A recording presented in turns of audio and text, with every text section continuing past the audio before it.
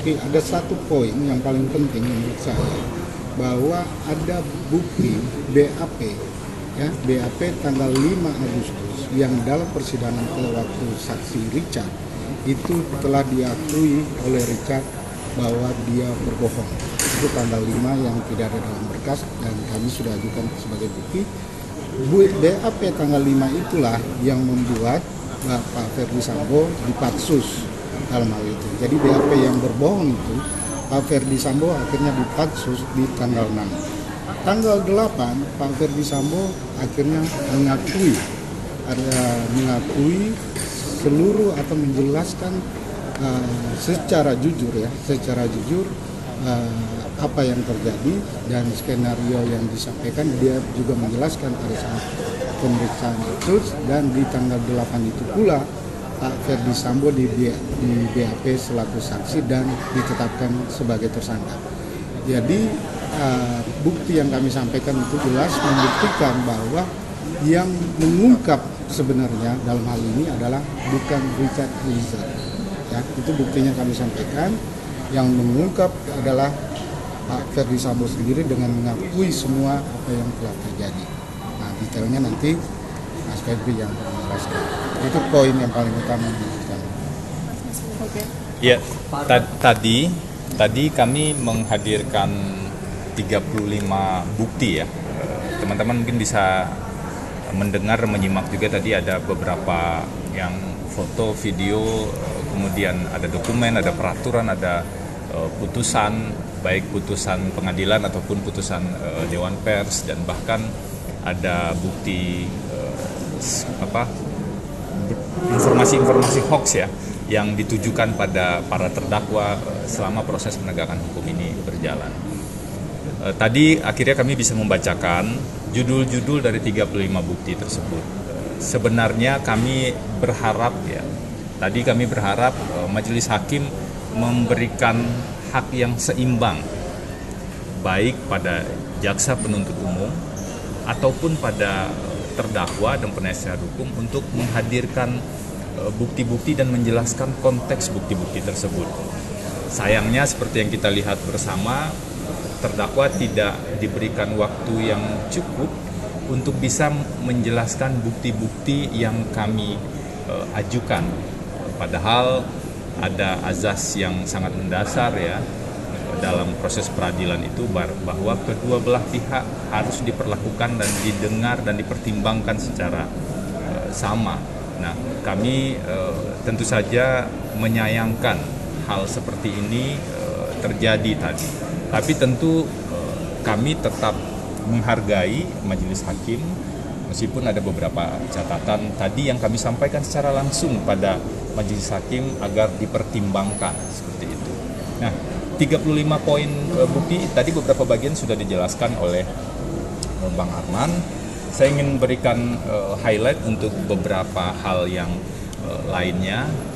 Misalnya ada bukti putusan-putusan yang kami ajukan ya. Ada 4 putusan, sebenarnya masih banyak putusan-putusan lain, tapi ada 4 putusan yang kami ajukan yang membuktikan setidaknya 3 poin penting dari rangkaian persidangan sebelumnya.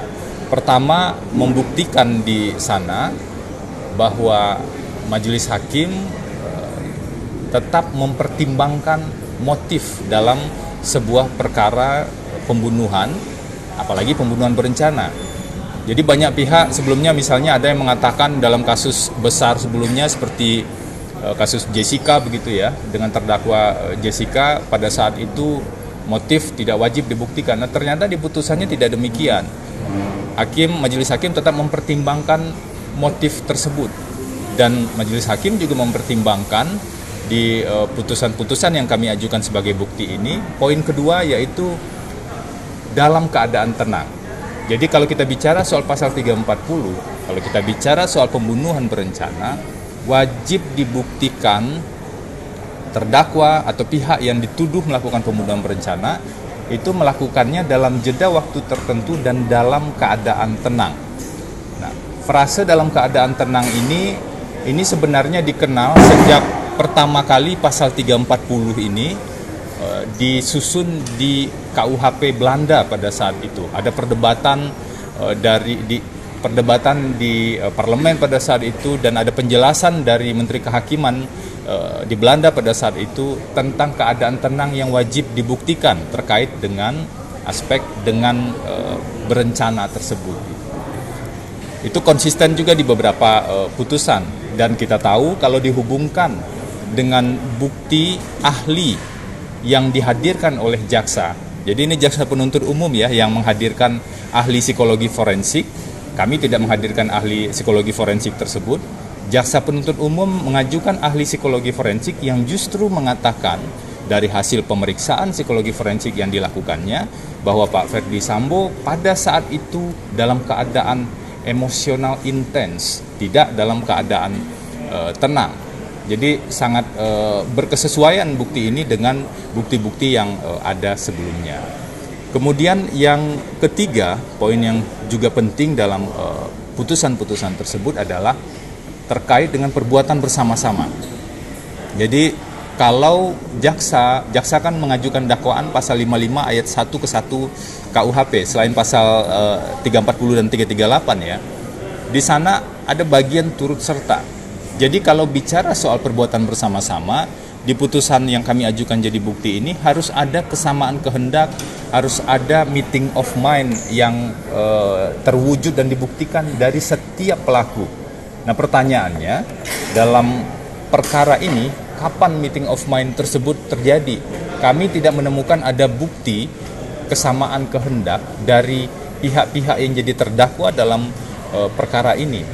Satu-satunya, itu pun masih jadi perdebatan, adalah pertemuan antara Pak Ferdi Sambo dan Richard, dan keterangan Richard tersebut juga berdiri sendiri, tidak berkesesuaian dengan bukti-bukti yang lain.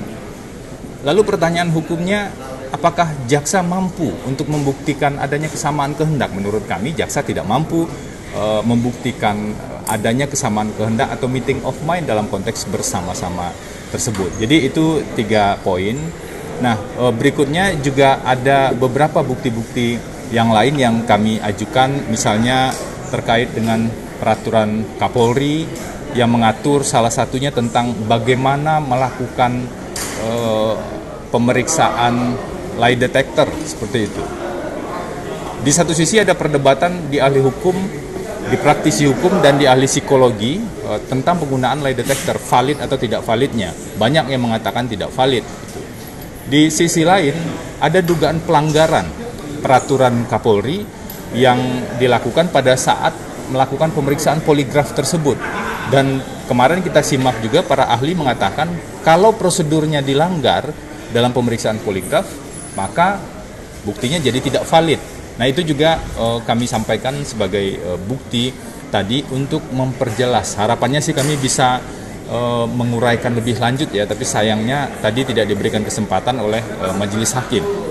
Dan terkait dengan serangkaian foto dan video, kita bisa melihat secara jelas bahwa hubungan Pak Ferdi Sambo dengan Bu Putri, hubungan antara Pak Ferdi Sambo, Bu Putri dengan para ajudan dan ART itu sangat akrab, dan bahkan kalau terminologi yang digunakan oleh psikolog forensik kan hubungannya informal. Itu kelihatan sekali dari foto perayaan ulang tahun, foto hari Bayangkara, dan bahkan mereka Pak Ferdi Sambo dan Bu Putri itu menganggap para ajudan ART itu sebagai anak-anak sendiri begitu, selain anak-anak yang memang pada saat itu sedang sekolah. Jadi kalau kita bisa mendengar tadi suara dari video itu, kita akan bisa mengetahui sebenarnya apa peristiwa yang terjadi. Termasuk juga relasi dengan almarhum Joshua. Relasi Pak Ferdi Sambo bahkan sempat melakukan tes antigen ya pada saat itu. Itu bentuk relasi informal juga, dan relasi dengan ajudan atau ART lain. Jadi kalau ada pihak-pihak yang menuduh dan berasumsi ini persoalan yang terjadi sejak lama, justru itu terbantahkan semua. Jadi kurang lebih itu poin-poin dari 35 bukti yang kami ajukan hari ini. Sesuai dengan apa yang disampaikan majelis hakim, nanti kami masih bisa mengajukan bukti-bukti tambahan dan penjelasan lebih lanjut pada saat agenda penyampaian nota pembelaan atau pledoi. Silakan kalau ada pertanyaan. Bang, tadi dari salah satu 35 bukti itu ada menyertakan video dan foto soal Yosua clubbing, itu maksudnya apa, Bang? Apa yang coba di delivery dari penyampaian bukti itu? Di rangkaian persidangan sebelumnya, kami membaca hasil pemeriksaan psikologi forensik tentang profil para tersangka dan profil korban, juga profil para saksi. Itu sudah kami konfirmasi dengan beberapa saksi-saksi, dan tentu saja selain bukti keterangan saksi dibutuhkan bukti foto salah satunya agar lebih melengkapi kebenaran yang sedang diungkap di proses persidangan ini. Yang kedua, dari aspek dan perspektif ilmu kriminologi, kalau bicara soal pasal pembunuhan, kita tidak hanya bicara tentang apa yang dilakukan oleh pelaku saja, tapi kita bicara tentang aspek-aspek lain yang tidak bisa dipisahkan. Satu, misalnya kondisi psikologis dari pelaku pada saat itu. Nggak mungkin orang tiba-tiba melakukan pembunuhan, apalagi pembunuhan berencana misalnya, tanpa ada motif sebelumnya. Kemudian ada aspek lain yang juga penting diperhatikan, yaitu apakah ada kontribusi korban atau tidak. Ini juga jadi salah satu poin penting dengan cara melihat profil dari yang bersangkutan. Kemudian juga ada aspek lain, yaitu subkultur. Bagaimana seseorang itu dibesarkan di lingkungan sosialnya, sehingga itu mempengaruhi bagaimana misalnya Pak Ferdy Sambo berpikir tentang harkat dan martabat keluarga. Ia terbentuk sekian lama dalam adat seperti apa, dalam kebiasaan seperti apa. Ketika seseorang yang dibentuk dengan adat istiadat, misalnya sangat memperhatikan harkat dan martabat keluarga, menjaga harkat istri dan anak perempuannya misalnya, tetapi tiba-tiba dia mendengar informasi langsung dari istri yang dia percayai bahwa istrinya mendapatkan perlakuan tidak senonoh atau kekerasan seksual dari orang yang sangat dia percayai, itulah yang kemudian menimbulkan emosional yang luar biasa. Dan emosional luar biasa ini tidak hanya disampaikan oleh Pak Ferdy Sambo kalau kita simak di persidangan, tetapi juga dikonfirmasi oleh ahli psikologi forensik yang buktinya sebenarnya ada dua, bukti keterangan ahli dan bukti hasil pemeriksaan psikologi forensik yang di KUHAP disebut dengan bukti surat. Jadi beberapa bukti yang kami ajukan tadi, 35 bukti yang kami ajukan tadi, itu bukan bukti yang berdiri sendiri, tapi bukti yang saling berkesesuaian dengan bukti-bukti lain yang sudah muncul di proses persidangan. Soal kinerja Pak Sambo selama jadi Kadif itu tadi juga diserahkan, Pak. Mas, itu relevansinya apa? Ya mungkin Bang Arnoldo. Ya, artinya apa yang kami sampaikan mengenai kinerja Pak Ferdy Sambo itu bisa menjadi bahan pertimbangan majelis hakim, ya. Menjadi bahan pertimbangan majelis hakim bahwa selama Pak Ferdy Sambo berdinas di kepolisian itu juga banyak jasa yang diberikan kepada negara. Artinya inilah yang kita mau sampaikan, bahwa semoga majelis hakim dapat mempertimbangkan untuk meringankan hukuman yang akan diterima oleh Pak Ferdy Sambo. Pak, kalau untuk clipping yang dibawa juga itu berita-berita kan juga disertakan dalam persidangan hari ini. Konteksnya itu untuk menguatkan apa atau membantah apa sebetulnya? Sederhananya begini, selama rangkaian proses persidangan ini sebenarnya tidak hanya terdakwa ya, tidak hanya Pak Ferdy Sambo dan Bu Putri, tetapi tim kuasa hukum juga diterpa hoax begitu ya. Ini menunjukkan bahwa banyak asumsi yang berkembang di luar sana tanpa melihat fakta yang sesungguhnya terjadi.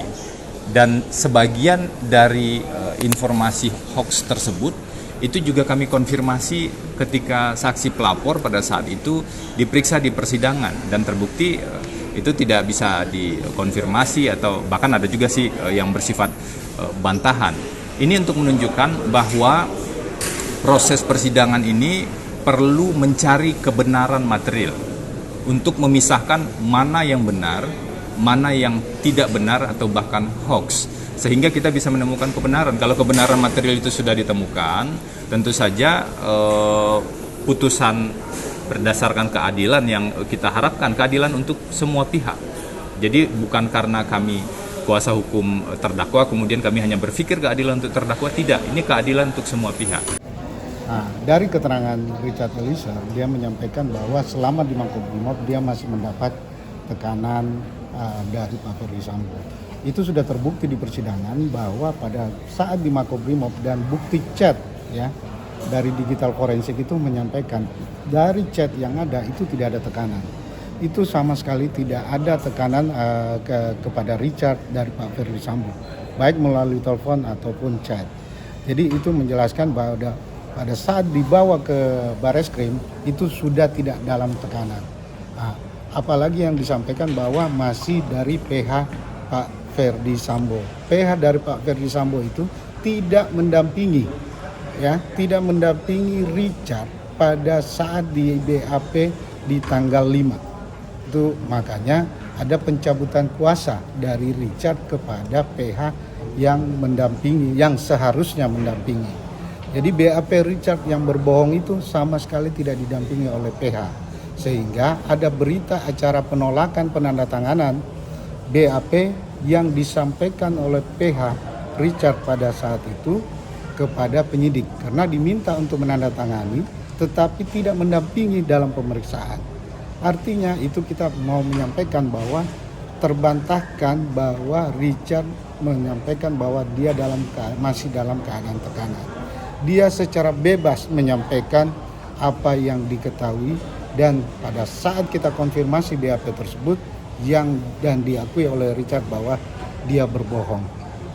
Artinya untuk membuktikan bahwa dia tidak dalam tekanan BAP itu. Pak, pas pemeriksaan konfrontir 18 Agustus kan Pak F. ngaku dia menjatuhkan pistol Glock 19. Tetapi pas di fakta persidangan itu, pas kesaksian itu mengaku Wilson Combat. Kenapa berubah? Jadi perubahan itu saya udah tanyakan. Jadi perubahan itu Glock 19 dia nggak punya. Dia pada saat itu menanyakan senjata apa yang dia bawa pada saat itu. Dia yang menyampaikan ajudannya Romer waktu itu Wilson Combat 46 pada saat kondisi waktu di Bareskrim. Dia kan nggak punya Glock 19. Itu yang saya tanyakan seperti itu. Mungkin satu hal yang ditambahkan juga, ada salah satu bukti yang kami ajukan tadi, yaitu peraturan Kapolri tentang kode etik anggota Polri. Jadi itu salah satu poin yang kami ajukan. Kenapa ini kami ajukan? Karena ada salah satu bagian di peraturan Kapolri tersebut tentang kewajiban dari bawahan kalau menerima perintah yang bertentangan dengan norma hukum, norma agama, dan norma kesusilaan.